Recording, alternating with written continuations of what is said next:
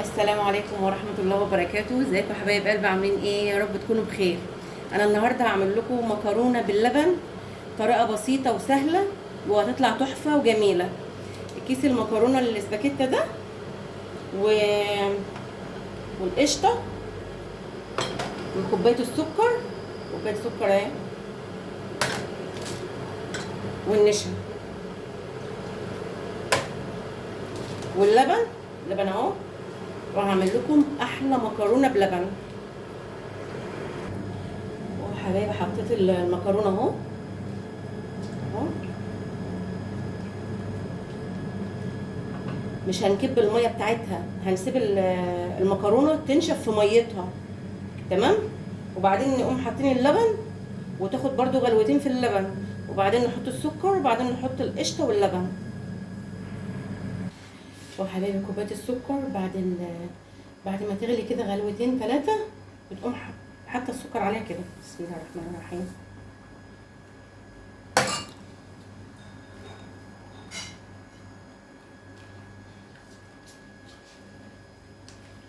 زي ما قلت لكم حبايبي، ما تصفوهاش من الميه بتاعتها، سيبوها في الميه بتاعتها، هي هتنشف فيها.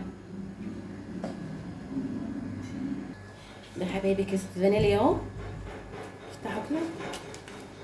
بسم الله الرحمن الرحيم. كيس الفانيليا ده على فكره بيفرق في الطعم وفي الريحه وفي كل حاجه حبايبي. ونحط معلقتين قشطه اهي. بسم الله الرحمن الرحيم.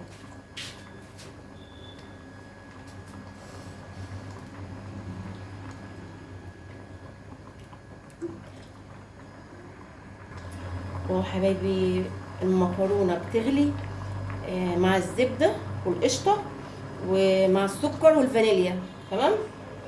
هنزل بقى عليها باللبن. بسم الله، بسم الله الرحمن الرحيم.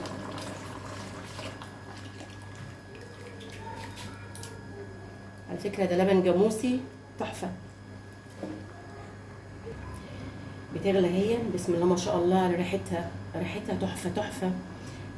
اللبن مع الزبده مع القشطه مع السكر مع الفانيليا مع المكرونه، بصوا ريحتها تحفه تحفه بجد. خلاص يا حبايب قلبي، كوبايه حطينا 4 معالق نشا على نص كوبايه ميه، وهننزل عليهم اهو. بسم الله الرحمن الرحيم، بسم الله الرحمن الرحيم.